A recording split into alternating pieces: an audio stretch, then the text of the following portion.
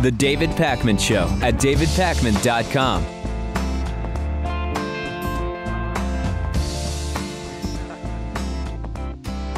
An armed robbery call almost turned deadly for two New York City police officers yesterday, leading to an exchange of gunfire that ended with officers hospitalized, and now we have a manhunt going on around the U.S.'s most populous city. The wounded officers' names have not been released. Their families were to be notified first. They were in St. Barnabas Hospital on earlier this morning. One of them, who's 30 years old, underwent surgery, and one report saying that he's in critical condition. Another report saying that he is not, that he's actually doing better than that. The other officer, aged 38, in stable condition with gunshot wounds to the chest and arm.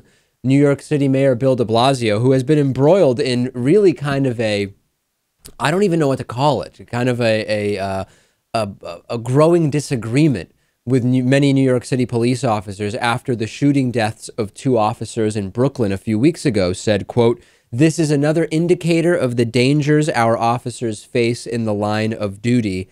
Thank God these officers will recover." Authorities have released a picture of one of the individuals they're looking for. They located a white Camaro that two suspects had carjacked a block from where the shooting took place in the Bronx.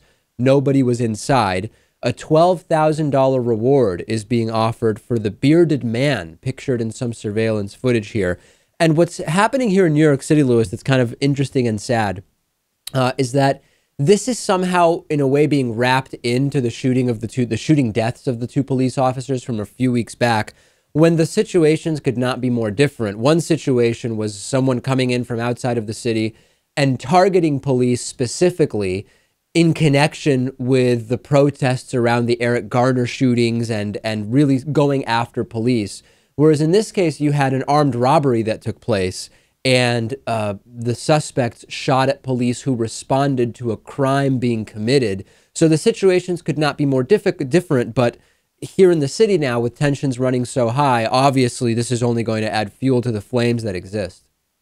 No doubt. And I could see some people saying, well, perhaps these are criminals who decided to take advantage of a situation with the police that was happening right now, and perhaps they thought now was an opportune time to commit such a crime because of how the police have been acting, something along those lines. But of course, we can't say that with certitude. Sometime after the shooting, a man checked himself into a hospital with a gunshot wound, but police are not saying that that individual is a suspect or was even necessarily connected with this shooting. So we're going to continue following that. Of course, very, very tragic any time that someone who we would, of course, presume is a police officer because they want to increase safety on the streets ends up being shot. And we have such a tense situation here in the city. We have police officers turning their backs on the mayor at the funeral of one of their comrades who was killed. We have different individuals within the police department and the police officers union making varied claims about the mayor. We will see what happens, and we will see ultimately if the individuals involved in this shooting are brought to justice. Today, the 114th Congress, which was, of course, elected back in November of 2014 in the midterm elections, is going to start working. And I use the term work a little bit loosely because if you actually look at the number of days per year that members of Congress work and the fact that a lot of what they do, at least over the last 6 years, has just been to get in the way of what President Obama does, we do have to take, I hesitate to really use the term work in a completely not sarcastic way. But in any case, they are starting to work today. And if you look at the demographics and the makeup of the 114th Congress, it might make you raise an eyebrow because a lot of the numbers don't really make sense. For example, women make up more than 50% of our country, and 20% of the 114th Congress is made up of women. 37% of the U.S. population isn't white. However, only 17% of Congress isn't white. And while 20% of the country's population considers itself non-religious, only 0.2% of Congress people admit to being non-religious. And I use that language, Lewis, because as we know, every indication is that there are way more non-religious members of Congress in the House and Senate that are non-religious. But we know that it really doesn't look good when it comes to voter polls and opinion polls when a candidate says, I am not religious, period. I'm agnostic, I'm an atheist, whatever. I'm culturally Jewish, whatever the case may be. I don't believe in God per se. That's really bad for their approval polls. And so we don't really know what percentage of our elected officials are non-religious.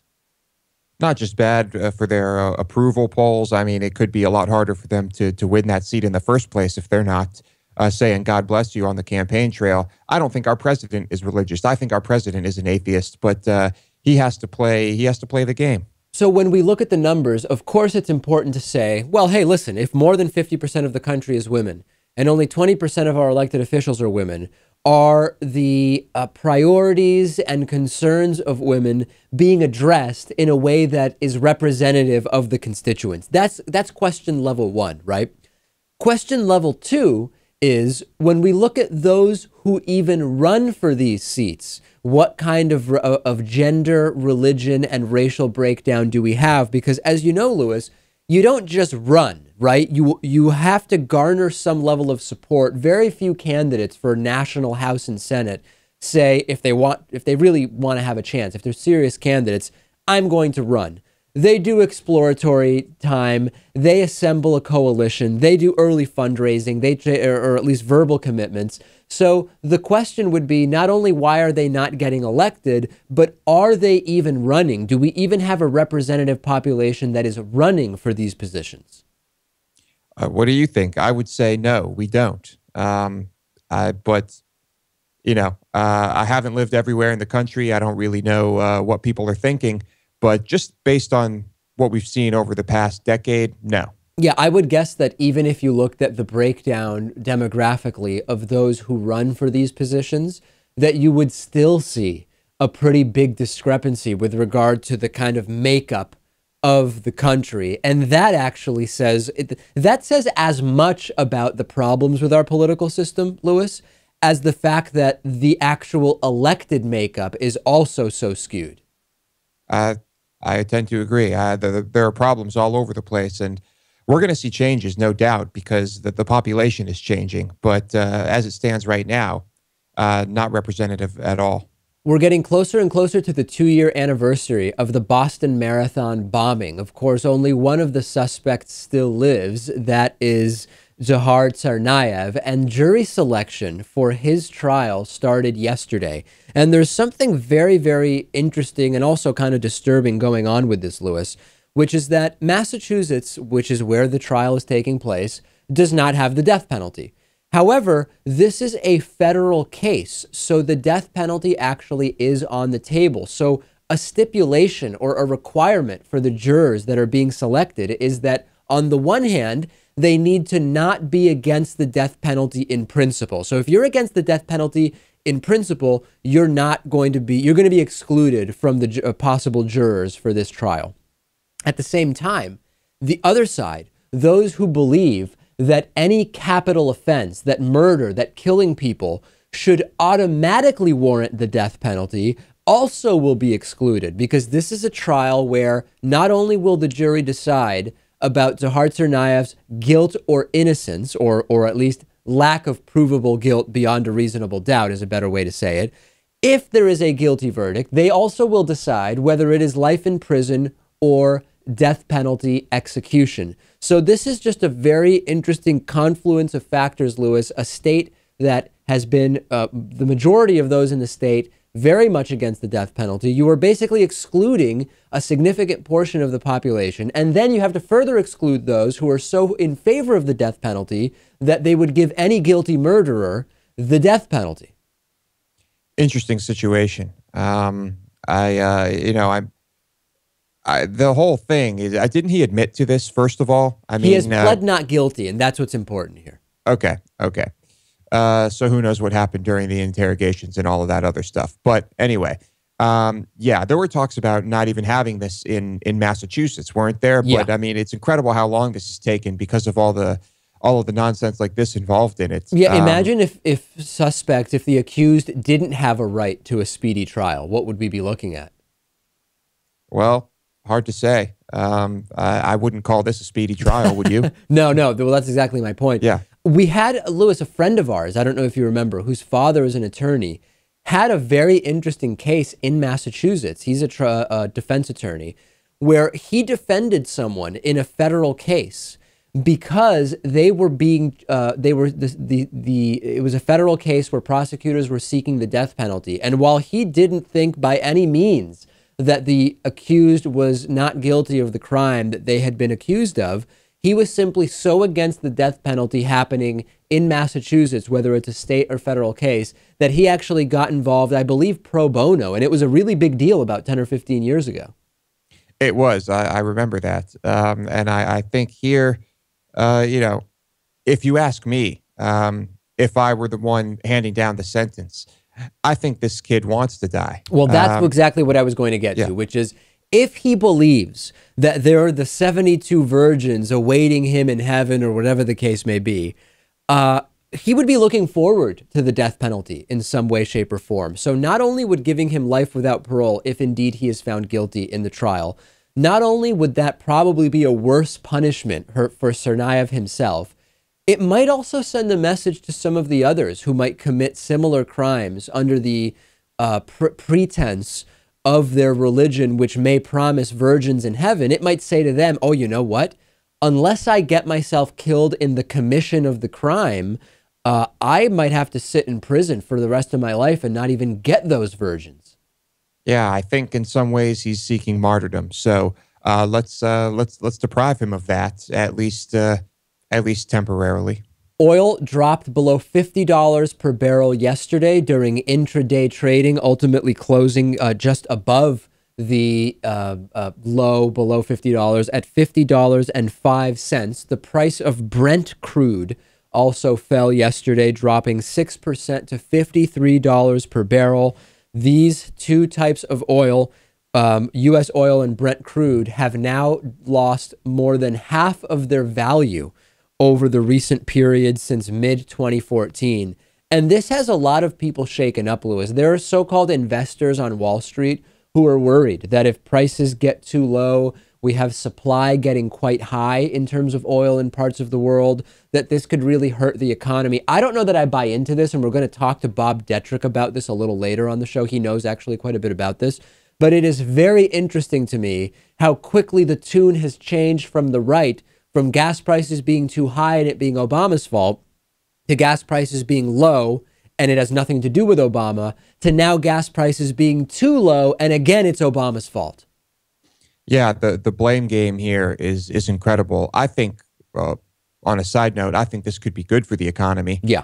Of course, on an individual basis, it depends where your money's invested. And my thought on that, Lewis, not to interrupt, is the reason I think it might be good is if you think about this might hurt the companies that are directly in the fossil fuels industry, but there are many companies that depend on the price of gasoline in order to do business. It could be tankers, shipping, it could be transportation, all sorts of businesses who would actually benefit from this.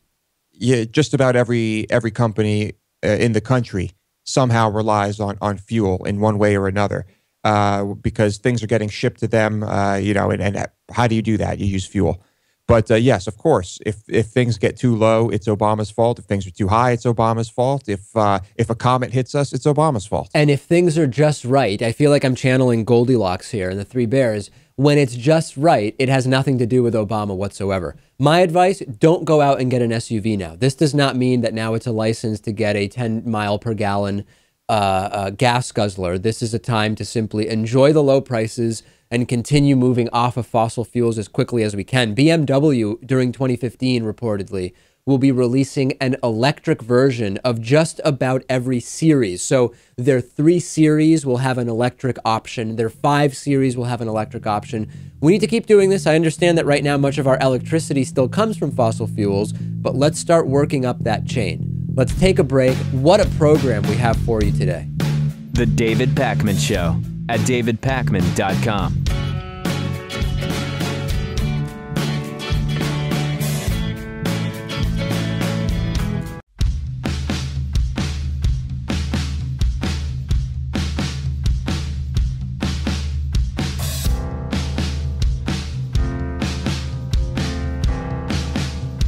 Welcome back to the David Pakman Show. The David Pakman Show is mostly funded by you, our audience, through the membership program. Today's new member of the day is Robert James. Robert, thank you for being a David Pakman Show member. I mentioned yesterday that we had 9 half-price subsidized memberships available, made possible by a generous David Pakman Show member. I now have 3 of those remaining. I have 3 half-price memberships available. You get all of the great membership benefits, including the bonus show, the commercial-free podcast feed, the full 1-hour TV shows instead of the short YouTube clips, all of the benefits. I have 3 half-price memberships available. If you would like one of the 3, email us through our website, davidpakman.com, click on Contact Us, and say, hey, David, I would like one of the remaining memberships. I'm guessing that they will go today. So there's that, and you can read all about membership at davidpakman.com/membership. Bill Gates recently gave an interesting speech where he talked about how he doesn't think people realize how many jobs will soon be replaced by software. And he says that within 20 years, a lot of jobs will be going away, instead being replaced by software automation or bots in tech slang, although Gates used the term software substitution. He said, quote, software substitution, whether it's for drivers or waiters or nurses, it's progressing. Technology over time will reduce demand for jobs, particularly at the lower end of skill set. 20 years from now, demand for lots of skill sets will be substantially lower. I don't think people have that in their mental model. I have a friend, Lewis, who's actually a friend of yours as well, who doesn't use self-checkouts at supermarkets because he has a job in transportation. He's very aware of how technology could replace people, and he thinks that by not using the self-checkouts at a supermarket, he is staving off in some way the eventual replacement of people with technology. I've said this before, I do not think that the game of trying to prevent technological advancement is going to work. Imagine, would we ever have been able to prevent cars because it was going to put horses and buggy drivers out of a job? Would we really have prevented the printing press and ultimately industrial printing because we wanted to keep all of the scribes, the people by hand copying books employed? It seems ridiculous now. And I think in 50 years, we will look back at a lot of the jobs that there is resistance now to automate to prevent losing employment. It will be looked back at the same way, I believe. Maybe. Yeah. It's inevitable. I can agree with you on that one. But we are talking about thousands, maybe tens of thousands, maybe hundreds of thousands of people ultimately not having work because of this. And I know that there will be, yes, jobs created in other sectors because of this type of technology. Well, maybe not. I mean, it's a legitimate thing, right? We need stuff for people to do. And will we be able to replace so many jobs? I don't think it's a crazy fear to have, but let me read you a comment about this from our Reddit discussion forum, davidpakman.com/Reddit. Quote, I think that the fact that our society will eventually be so much more automated proves that a capitalist society, to some extent, doesn't work forever. When I watched, there was this video floating around about automation. When I watched that video a couple of months back, the thing that I mostly thought about was that we need a new economic system. We need a system that can sustain itself without industry in some way. If robots do everything, or a lot more, we'll all be out of jobs. Innovation and progress dictates it. Money is important to society as we know it now, but if we are to survive automation, we need to rethink this.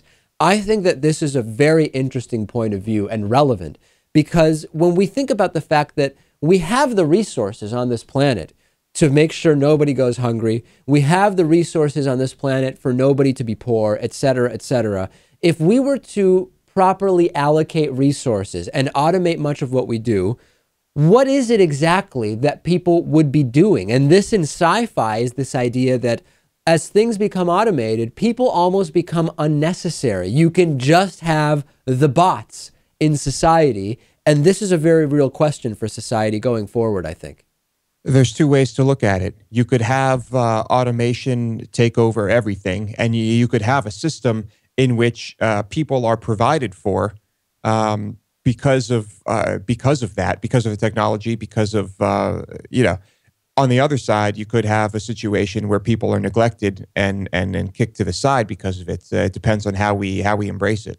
Speaking of automation, according to Jamadi Consultants LLP, artificial intelligence and robots might change the way that legal work is done. Tony Williams is the founder of the British-based consulting firm, and he said that law firms could move, as automation improves, as technical automation improves, all of their process work to artificial intelligence robots. In this report, Civilization 2030, The Near Future of Law Firms, they explore what would be the impact on law firms and on clients of demographics, the growth of megacities, as well as the introduction of artificial intelligence. And there's conflict about this within the legal world, Lewis. Some, like Jamadi Consultants, believe that a lot of the work that currently is done by paralegals and kind of junior associates, the researching, the parsing of information, etc., that all of it within 15 to 20 years could be done by computers, meaning that a lot of the work done by lawyers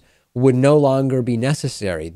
At the same time, other lawyers say no, other experts in this field say no, you can't really do that. The legal world still requires the type of individual thought that would not be well served by automation. But this is a very interesting thing because typically we think of low-wage jobs being kind of made obsolete by automation and progress. But even within the legal world, we may see huge impacts.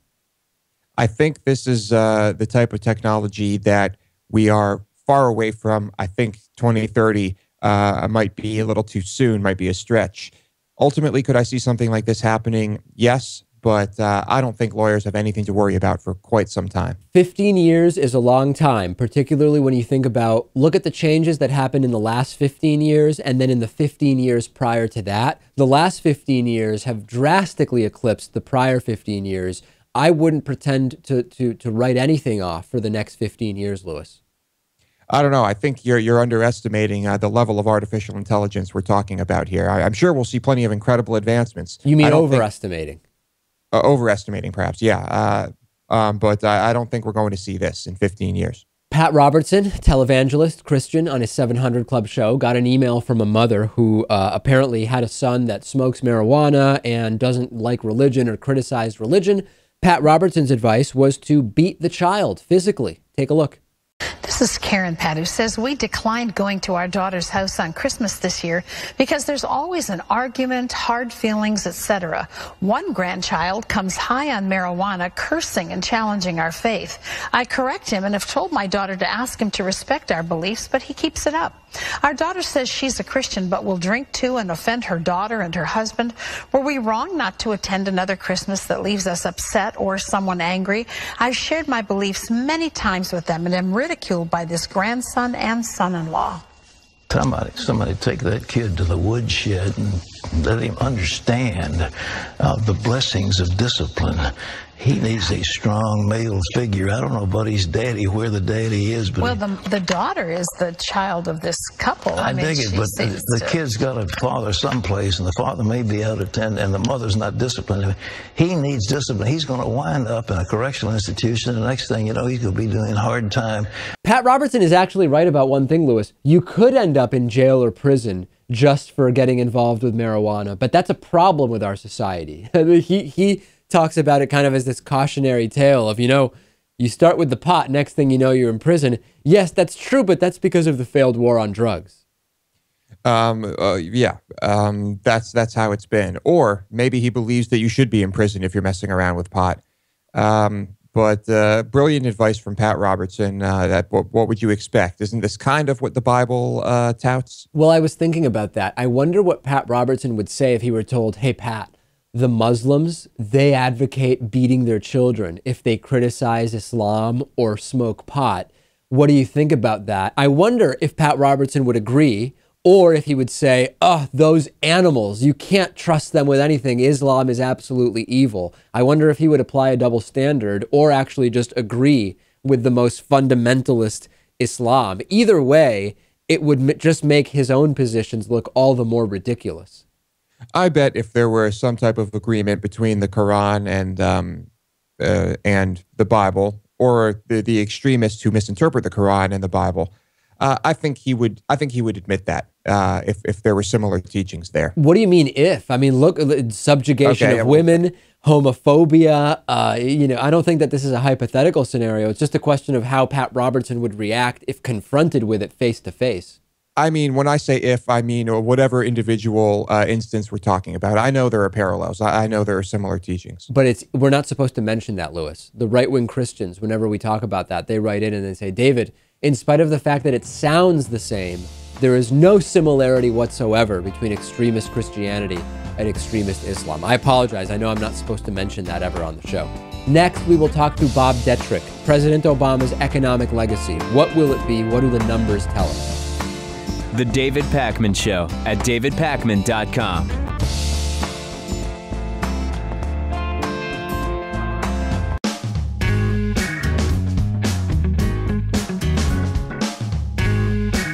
Welcome back to the David Pakman Show. It's great to have back on the program today Bob Deitrick, co-owner of Polaris Financial Partners, our great new underwriter, as well as co-author of Bulls, Bears, and the Ballot Box. And Bob, it's so great to have you on because as President Obama now gets into the last couple of years of his second term, outgoing president, more and more is being discussed about the Obama legacy. And on this program, we've talked so much about the long list of issues that we have with President Obama. But one area where I feel that President Obama is getting no credit is when it comes to the economy and fiscal issues. President Reagan often is kind of considered the gold standard for fiscal conservatism and a strong economy. And as you've been talking about and researching and writing about for a while, President Obama actually does quite well when compared to the economy of Ronald Reagan, doesn't he? He really does. Actually, I wrote by the way, it's good to see you, David, and all your viewers. Happy New Year to you, by the way. Thank you for having me on again. Thank you. Yeah, actually, the reality is that we did an article about comparing Reagan and Obama about a year ago, and actually on 12 different metrics, Obama beats Reagan on about 10 of the 12. So it's fairly astonishing to me that the Democrats have done a pretty meek job of really conveying what a great job this president has done, economically speaking. Okay, and let's talk about what the metrics are, because the most important thing if we're going to evaluate one president versus another is to say, how are we measuring the strength of the economy? Mm-hmm. So talk to us about that. Well, one of them is unemployment. The reality is unemployment now stands at 5.8%. At this very same time in December of 1986, unemployment under Ronald Reagan was actually at 6.9%. So we're a full point lower than where we were during the Reagan years in 1986 at the same time. The reality is we're also on a trajectory now where I think we're going to see unemployment in the mid-5s to as low as 5% by the end of this year. We had a really good jobs month in November. We created 321,000 new jobs in the month of November. We'll find out this Friday what December's results were, but we're looking at somewhere between 2.8 to 2.9 million new jobs created in 2014, and that's a great number by any metric, and better than a lot of the years that we saw under either Reagan or Clinton. So let's along those lines, Bob. Let's examine two of the primary critiques that we hear from the right when people state the numbers you just stated. One critique is, okay, Bob, the U3 is dropping as you state, but the U6, in other words, if you include discouraged workers and underemployed workers, the U6 is particularly bad under Obama. Is there any truth to that at all?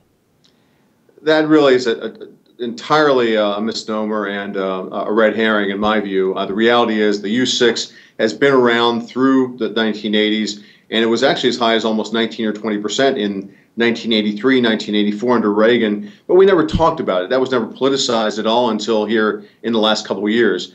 The Republicans have done a great job of politicizing the U6 and making that a big issue when in fact the reality is it's not. During the Bush years, the U6 was as high as 12 or 13% when unemployment was at 6%. That always had existed. You're always going to have some degree of discouraged workers. Again, keep in mind the U6 includes high school folks in high school, folks in college, some retired workers, people who are marginally employed, people who are part-time employed, and the U6 has never been politicized until Fox News decided to do so here in the last couple of years. Okay, and then the other one is we hear talk of wages, right? Which is that even though we know that when you start having jobs recovering, wages recover with some lag time behind jobs, that the wage change right now is particularly bad. What about that? What do we know about wages? Well, again, keep in mind we haven't had an increase in the minimum wage since 2009. And we really are due for another one. That would help that situation a lot. In some of the states this year, in January 1st, we saw in 21 or 22 states, they increased the minimum wage. We really need to see a federal increase in the minimum wage from $7.50 as well. If we did that, that would help bring wages up across the board. So that's the one thing, unfortunately, I don't think we're going to see in this Congress either. Okay, so that kind of talks to us about labor and employment. The other side of the economy, and this, of course, doesn't touch everybody because a lot of people are not directly invested in the stock market. Some people may be indirectly invested, maybe through a 401k or their employer's retirement. But another place to look at would be the stock market. What is the story as far as the stock market under President Obama versus past presidents?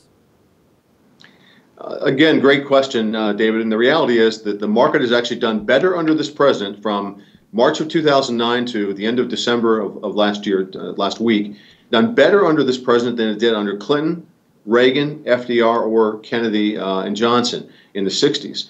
This has actually been the greatest secular bull market we've seen in this country, and yet you'd never know that because the Democrats have done, in my view, a poor job of conveying that message. So, we're very happy because we've had our clients in the market. If you've been sitting on the sidelines, obviously you're not too happy. But if you've been in this market since March or since the spring of 2009, you've done extremely well. All right, let's talk about oil prices a little bit. Earlier in today's program, we talked about how oil prices yesterday dipped below $50 a barrel, ultimately closing, I believe, just above $50 a barrel. You hear these quotes from Wall Street that there are some investors who are actually starting to get a little scared because the price of a barrel of oil may be getting too low. Talk to us about that. As someone who is advising people about what to do with their money, what do you get out of the significant drop in the price of a barrel of oil? Another great question. I think that what we're seeing now is we're purging, if you will, the Bush years out of our system completely. And I say that metaphorically, but the reality is, let's take a look at the facts. Before we invaded Iraq, the price of oil was $18 to $20 per barrel. One of the selling points that the Bush and the neocons gave us for invading Iraq was that we'd have $20 per barrel oil in perpetuity. Well, that obviously didn't work out too well at all.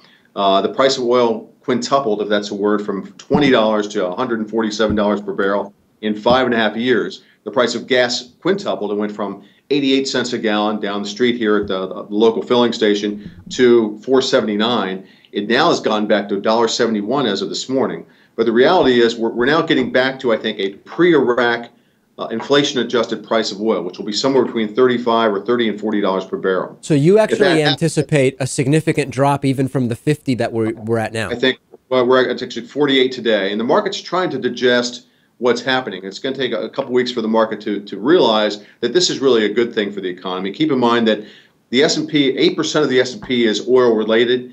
The other 92% is non-oil related. I'd rather own the S&P knowing that the 92% are going to benefit dramatically by oil coming down in this way. It's going to benefit the consumer in a huge way also because it's basically, in effect, a big tax cut for the consumer. It's going to amount to somewhere between $800 and $1,500 per year for every single person or family driving vehicles. This, to me, is a great thing that's going to ultimately be very good for the market. So you're not buying the kind of supply side voodoo economics, fear mongering that while gas prices used to be too high and that was President Obama's fault, now that we're seeing them drop in concert with the price of a barrel of oil, that now it's too low and it will be destructive to the economy. You're not buying that at all. No, not at all. I think that's entirely untrue. That is a red herring. There are some folks like Bill Gross who came out this morning who was also, with all due respect to Mr. Gross, who's a pretty wealthy man, he was totally wrong on QE as well. He predicted that QE would would cause much higher interest rates, higher inflation, a huge fall in the stock market. This was only up until about a year ago he was making this prediction, which was totally wrong. He came out today and said that this is going to be a bad for a lot of asset classes in the stock market. I totally disagree with that. I would rather own the S&P with oil at $30, $35, $40 a barrel than the S&P at oil being at 110, which is where it was a year ago, by the way. Is it true or untrue that when the price of a barrel of oil drops, those in the oil business actually have a decrease in profits, or does this not really affect the profits within the oil industry? Oh, it certainly affects their profits. I mean, Exxon and Chevron and a lot of the major oil companies have had record profits that have been exponential and asymptotic in the last couple of years.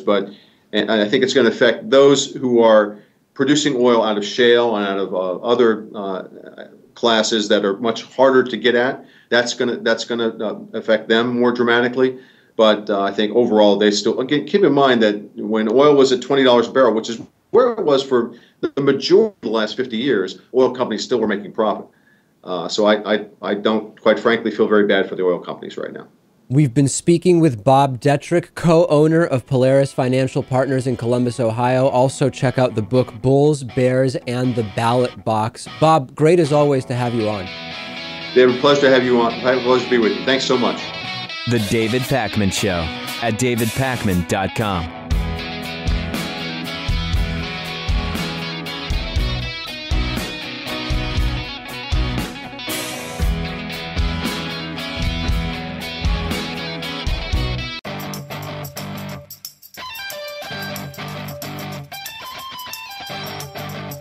The David Pakman Show at davidpakman.com.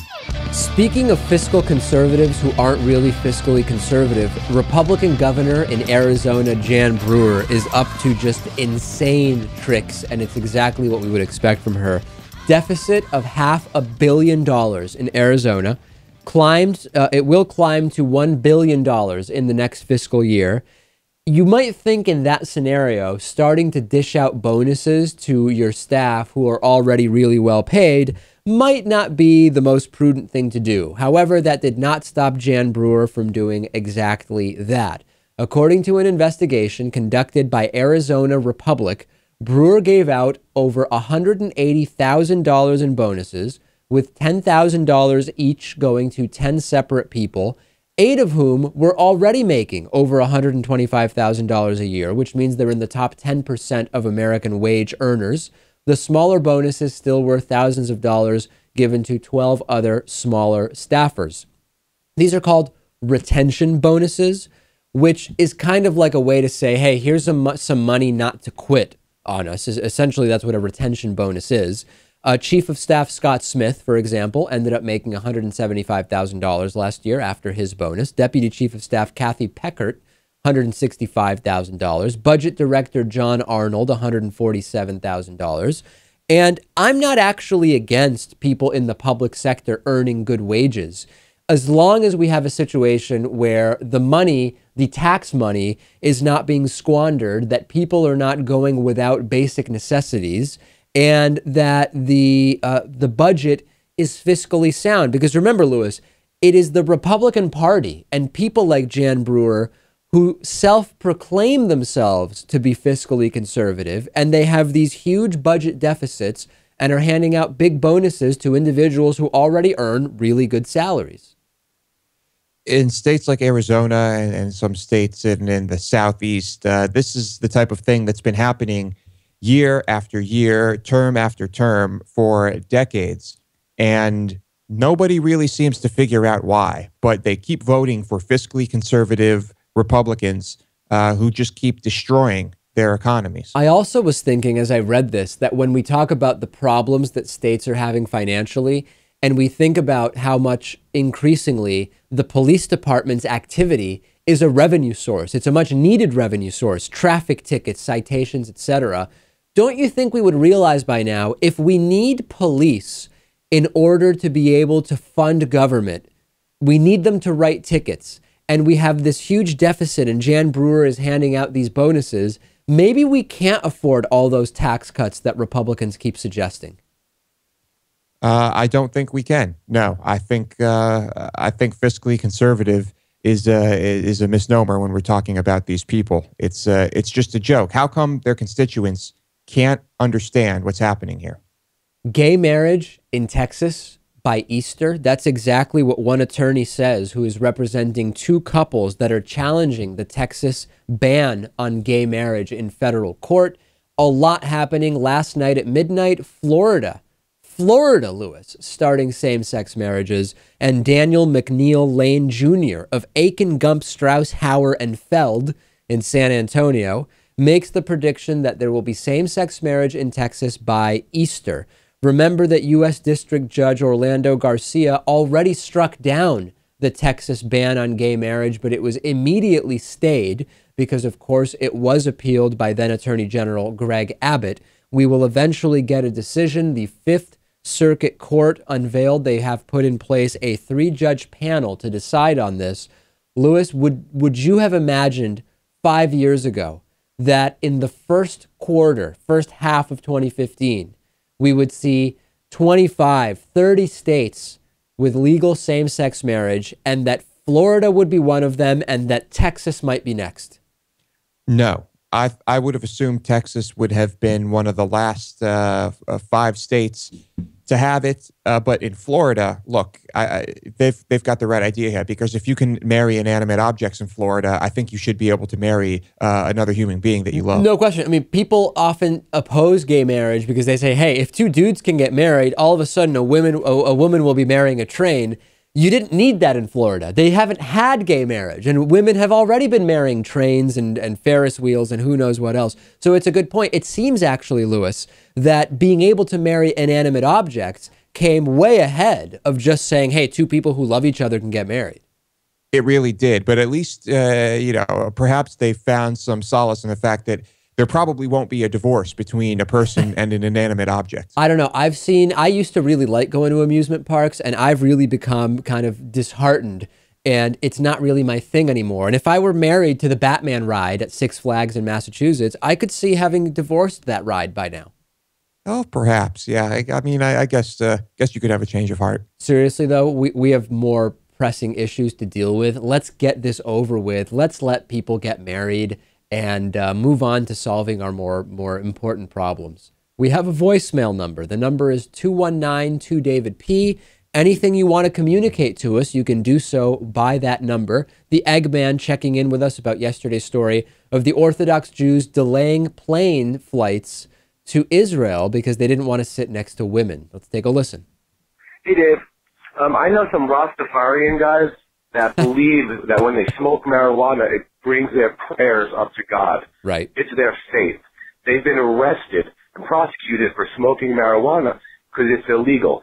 So the Jews on the airplane that had everybody move so they could sit down next to other men, I guess we know that this is a freedom of religion as long as you're Christian or Jewish in America. But that's it. All right, the Eggman clearly feeling very strongly about what he describes as Rastafarians who apparently prayed with marijuana. That is interesting, Lewis. Imagine if a religion said that marijuana is one of their religious implements. I wonder if that would change how the law dealt with them. I have a feeling it probably would not. In most cases, no, probably would not be taken too seriously. On today's bonus show, the bonus show is a whole other show. There's this whole other thing that exists. Lewis is the host and I'm the sidekick. It's for our paid subscribers. Today on the bonus show, we will talk about why medical students are watching Seinfeld. We will talk about Kanye West fans who didn't know who Paul McCartney was. And we will also talk about an interesting decision with regard to Middle East maps made by HarperCollins. A lot of interesting stuff on today's bonus show. The program does not have to end now. There's a whole other show. Go to davidpakman.com/membership to sign up. And I have 3 half-price memberships remaining. If you want one of those 3, email us through our website, davidpakman.com. Contact us and say, hey guys, I would like one of those remaining half-price memberships. Talk to you on the bonus show.